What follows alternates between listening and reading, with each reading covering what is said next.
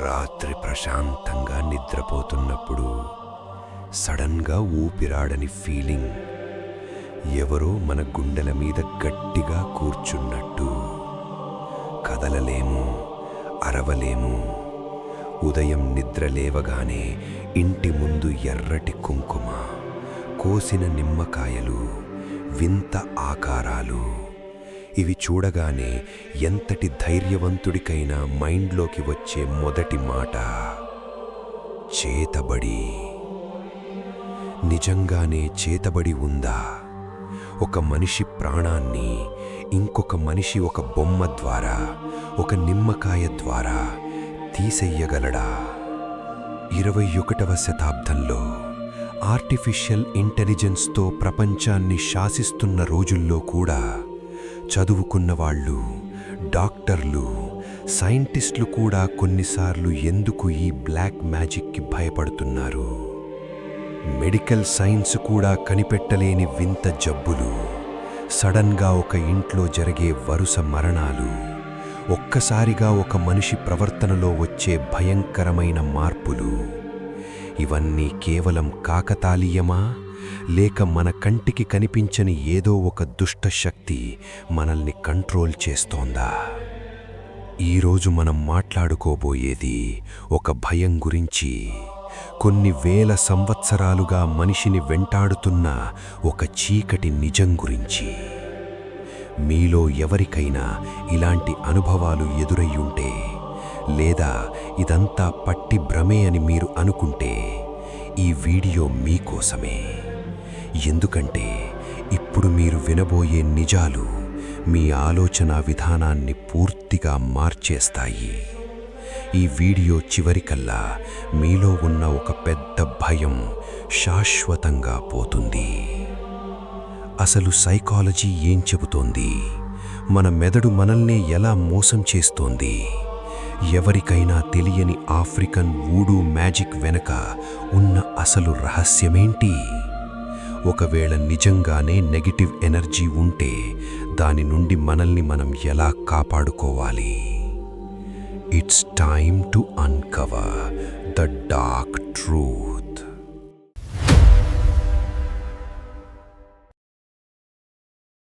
మొదట మనం ఒక విషయం అర్థం చేసుకోవాలి. మనిషికి దేవుడి మీద ఎంత నమ్మకముందో దెయ్యం మీద కూడా అంతే నమ్మకముంది. చేతబడి లేదా బ్లాక్ మ్యాజిక్ అనేది ఈరోజు పుట్టింది కాదు. దీని చరిత్ర వేల సంవత్సరాల క్రితం నాటిది. ప్రపంచంలో ప్రతి సంస్కృతిలోనూ, ప్రతి దేశంలోనూ దీని ప్రస్తావన ఉంది. ఇండియాలో దీన్ని తంత్ర లేదా చేతబడి అంటారు. ఆఫ్రికాలో వూడు అంటారు. యూరప్లో విచ్ క్రాఫ్ట్ అంటారు. పేర్లు వేరైనా పద్ధతి, ఉద్దేశ్యం ఒక్కటే. మనకు నచ్చని వాళ్ళని కంటికి కనిపించని శక్తులతో నాశనం చేయడం. కానీ ఇక్కడ మీరు తెలుసుకోవాల్సిన ఒక అతిపెద్ద సీక్రెట్ ఉంది. అసలు ప్రాచీన కాలంలో ఈ తంత్ర విద్యలు, మంత్ర విద్యలు పుట్టింది ఎవరినో నాశనం చేయడానికి కాదు. అథర్వణ వేదంలో మంత్రాల గురించి, శక్తుల గురించి చాలా స్పష్టంగా రాసి ఉంది. అందులో ఉన్నవి మనిషిని రోగాల నుండి కాపాడడానికి, ప్రకృతి శక్తులను అనుకూలంగా మార్చుకోవడానికి ఉద్దేశించినవి. అలాగే మీకు వూడూ మ్యాజిక్ అంటే గుర్తుకొచ్చేదేంటి? ఒక చిన్న బొమ్మ, దానికి గుచ్చుతున్న పిన్స్, అవునా? కానీ వూడూ అనేది ఆఫ్రికాలో ఒక పవిత్రమైన మతం. ఆ బొమ్మలను వాళ్ళు వాడేది ఆ బొమ్మల ద్వారా తమ పూర్వీకులతో మాట్లాడి తమకున్న జబ్బులను నయం చేసుకోవడానికి. కానీ మనిషిలో ఉన్న స్వార్థం, అసూయ, పగ ఈ విద్యలను పక్కదారి పట్టించాయి. మంచి కోసం వాడాల్సిన ఎనర్జీని ఎదుటివాడిని నాశనం చేయడానికి మొదలుపెట్టారు. అదే బ్లాక్ మ్యాజిక్. అయితే ఇక్కడ ఒక పెద్ద ప్రశ్న వస్తుంది. ఇదంతా నిజంగా పనిచేస్తుందా? ఎందుకు చాలామంది తమకు చేతబడి జరిగిందని బలంగా నమ్ముతారు? దీనికి కారణం కోయిన్సిడెన్స్ అండ్ కన్ఫర్మేషన్ బయాస్. అంటే మనకి ఎవరైనా చేతబడి చేశారనే అనుమానం మనకు రాగానే మన చుట్టూ జరిగే ప్రతి చిన్న నెగటివ్ విషయాన్ని దానికి లింక్ చేస్తాం. కాలు జారి కింద పడినా, తలనొప్పి వచ్చినా, బిజినెస్లో లాస్ వచ్చినా దానికి కారణం పక్కింటి వాళ్ళు చేసిన చేతబడే అని మన బ్రెయిన్ ఫిక్స్ అయిపోతుంది. దీన్ని క్యాష్ చేసుకోవడానికే ఎంతోమంది ఫేక్ బాబాలు, మాంత్రికులు తయారయ్యారు. నిమ్మకాయ కోయగానే రక్తం రావడం, కొబ్బరికాయలో నుండి వెంట్రుకలు రావడం ఇవన్నీ కేవలం సింపుల్ కెమికల్ రియాక్షన్స్ మరియు మ్యాజిక్ ట్రిక్స్.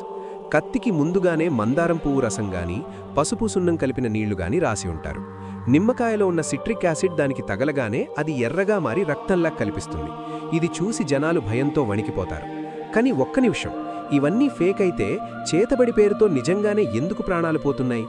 ఏ జబ్బు లేని వాళ్ళు సడన్గా రక్తం కక్కుకుని ఎందుకు చనిపోతున్నారు? ఇక్కడే మనం సైకాలజీ గురించి మాట్లాడుకోవాలి. మన మెదడుకి ఉన్న భయంకరమైన శక్తి గురించి తెలుసుకోవాలి. మెడికల్ సైన్స్లో ప్లాసిబో ఎఫెక్ట్ అని ఒక అద్భుతమైన కాన్సెప్ట్ ఉంది. అంటే ఒక పేషెంట్కి ఎలాంటి మందు లేని ఒక సాధారణ పంచదార గోళీ ఇచ్చి, ఇది ప్రపంచంలోనే బెస్ట్ మెడిసిన్, ఇది వేసుకుంటే నీ జబ్బు తగ్గిపోతుంది అని డాక్టర్ చెబితే, ఆ పేషెంట్ నమ్మకం వల్ల నిజంగానే అతని శరీరంలో మార్పులొచ్చి ఆ జబ్బు తగ్గిపోతుంది. ఇది సైంటిఫిక్గా ప్రూవ్ అయిన నిజం. మందు కాదు, తగ్గిపోతుంది అన్న నమ్మకం పేషెంట్ని బతికిస్తుంది. మరి ఇదే మెదడుని నెగటివ్గా వాడితే దాన్నే నోసిబో ఎఫెక్ట్ అంటారు. బ్లాక్ మ్యాజిక్ అంతా పనిచేసేది ఈ నోసిబో ఎఫెక్ట్ మీదే. ఒక ఉదాహరణ చెప్తాను వినండి. ఆస్ట్రేలియాలోని అడవి జాతుల్లో బోన్ పాయింటింగ్ అనే ఒక ఆచారం ఉంది. ఆ తెగ నాయకుడు ఒక ఎముకను తీసుకుని ఎవరినైతే చంపాలనుకుంటున్నాడో వాడి వైపు చూపిస్తూ కొన్ని మంత్రాలు చదువుతాడు. విచిత్రమేంటంటే ఆ మంత్రాలు చదివిన కొన్ని రోజులకే ఆ వ్యక్తి నిజంగానే చనిపోతాడు. డాక్టర్లు ఆశ్చర్యపోయి దీనిపై రీసెర్చ్ చేశారు. అప్పుడు తెలిసిన నిజమేంటంటే ఆ మనిషి చనిపోయింది మంత్రాల వల్ల కాదు, భయం వల్ల. నన్ను శపించారు, నా పని అయిపోయింది అని ఆ వ్యక్తి బ్రెయిన్ డిసైడ్ అయిపోతుంది. వెంటనే బ్రెయిన్ తన శరీరంలోని ఆర్గన్స్కి సిగ్నల్స్ పంపడం ఆపేస్తుంది. హార్ట్ బీట్ పడిపోతుంది, ఆకలి వెయ్యదు, ఇమ్యూనిటీ సిస్టమ్ క్రాష్ అయిపోతుంది. భయం వల్ల రిలీజ్ అయ్యే స్ట్రెస్ హార్మోన్స్ అంటే కార్టిసాల్ మనిషిని లోపలి నుండి తినేస్తాయి. చివరికి హార్ట్ అటాక్తోనో మల్టిపుల్ ఆర్గన్ ఫెయిల్యూర్తోనో చనిపోతాడు. దీన్నే సైకోసొమాటిక్ డెత్ అంటారు. మన ఇండియాలో జరిగే చాలా చేతబడి మరణాలకు కారణం ఇదే. మనకు ఎవరో ఏదో చేశారన్న భయం మనల్ని చంపేస్తుంది. ఇక ఇంట్లో దెయ్యాలు తిరుగుతున్నాయని, ఎవరో నొక్కుతున్నారని, గొంతు మారుతుంది అని చెప్తారు కదా, దీనికి సైకాలజీలో చాలా స్పష్టమైన ఆన్సర్స్ ఉన్నాయి. Sleep paralysis, schizophrenia, multiple personality disorder. Sleep పారాలిసిస్లో ఉన్నప్పుడు బ్రెయిన్ మెలకువగానే ఉంటుంది, కానీ బాడీ కదలదు. అప్పుడు మన భయాలే మనకు దెయ్యాల్లా కనిపిస్తాయి. స్కిజోఫ్రేనియా ఉన్న వాళ్లకు లేనివి ఉన్నట్టు కనిపిస్తాయి, వినిపిస్తాయి. వీటిని అర్థం చేసుకోలేని చాలామంది ఇదంతా చేతబడి వల్లే జరుగుతోందని అమాయకమైన నిర్ణయానికి వచ్చేస్తారు. అయితే ఇదంతా సైకాలజీ అయితే మరికొన్ని ప్రశ్నలు మిగిలిపోతాయి. ప్రపంచంలో సైన్స్కి అందని విషయాలేవీ లేవా? అంతా మన భ్రమేనా? నెగటివ్ ఎనర్జీ లేదా ఈవిల్ ఐ అనే నరగోస అనేది నిజంగా లేదా? దీనికి క్వాంటమ్ ఫిజిక్స్ ఏం సమాధానం చెబుతోంది? గొప్ప సైంటిస్ట్ నికోలా టెస్లా ఒక మాట అన్నాడు, మీరు ఈ విశ్వాన్ని అర్థం చేసుకోవాలి అంటే ఎనర్జీ, ఫ్రీక్వెన్సీ మరియు వైబ్రేషన్స్ కోణంలో ఆలోచించండి అని. ఈ ప్రపంచంలో ప్రతిదీ ఎనర్జీనే. మీరు మాట్లాడే మాట, మీరు చేసే ఆలోచన అన్నీ ఎనర్జీ వేవ్స్ లాగా ప్రయాణిస్తాయి. మనం గుడికి వెళ్ళినప్పుడు మనకొక తెలియని ప్రశాంతత వస్తుంది. ఎందుకంటే అక్కడ నిరంతరం చదివే మంత్రాల వల్ల, పాజిటివ్ ఆలోచనల వల్ల అక్కడొక పాజిటివ్ ఎనర్జీ ఫీల్డ్ క్రియేట్ అవుతుంది. పాజిటివ్ ఎనర్జీ ఉన్నప్పుడు దానికి ఆపోజిట్గా నెగటివ్ ఎనర్జీ కూడా ఖచ్చితంగా ఉంటుంది. చేతబడి అనేది దయ్యాలు, భూతాలు వచ్చి మనల్ని పట్టుకోవడం కాదు. అది ఒక ఇంటెన్షన్.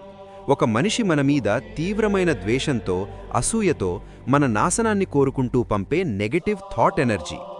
మన పెద్దవాళ్లు దీన్నే నరఘోష లేదా దిష్టి అంటారు. నరఘోషకు నల్ల రాయి కూడా పగులుతుంది అని ఊరికే అనలేదు. ఒక గుంపు కంటిన్యూస్గా ఒకే నెగటివ్ ఫ్రీక్వెన్సీతో ఒకరిని టార్గెట్ చేస్తే ఖచ్చితంగా ఆ వ్యక్తి ఆరా అంటే మనిషి చుట్టూ ఉండే ఎనర్జీ ఫీల్డ్ దెబ్బతింటుంది. అప్పుడు వాళ్ళు అనారోగ్యం పాలు కావడం, డిప్రెషన్లోకి వెళ్లడం జరుగుతుంది.